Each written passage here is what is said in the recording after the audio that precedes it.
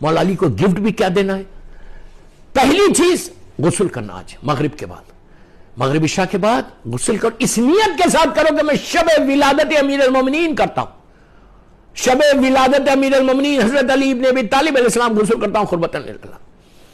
پھر یہ بولو کہ اللہ میں یہ غسل کرتا ہوں میرے فرزند امام علی کی سلامتی کے لیے، میرے مولا کی سلامتی کے لیے تیری بارگاہ میں دعا کروں گا آج کی رات زمان، تو آپ کو صحت رہے گی۔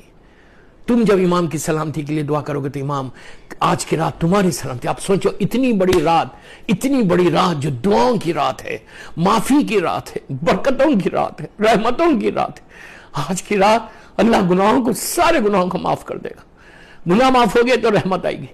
اس رات پہ اگر تمہارا امام فرزند امام علی اگر تمہارے لیے دعا کرے کہ اللہ اس میرے چاہنے والے نے میرے سلامتی کے لیے دعا کی، تو اس کو بھی سلامت رکھ، 1 سال کا پروٹیکشن ہے، تم کو ہر بیماری تکلیف سے تم بچ جاؤ گے۔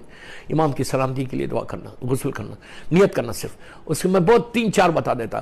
اس کے بعد نیت کرو کہ میں اللہ آج کی رات میں تیری بارگاہ میں تیرے محبوب ترین بندے کی ولادت کی برکتوں کو حاصل کرنے کے لیے، دعاؤں کی قبولیت کے لیے میں تیری بارگاہ میں غسل کرتا ہوں۔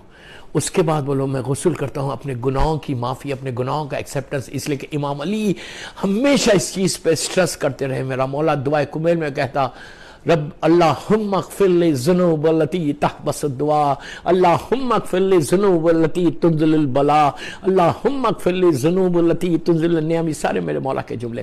تو آج کی رات اپنے گناہوں کو معاف کروانا، گناہوں کی اگر تمہارے گناہ آج کی رات معاف ہو جائیں، یقین کرو میری بات پہ، میں یہ عابد بلرامی کے جملے نہیں، یہ معصوم کے تمہارے گناہ معاف ہوں گے تو تمہارے اوپر رحمت آ جائے گی۔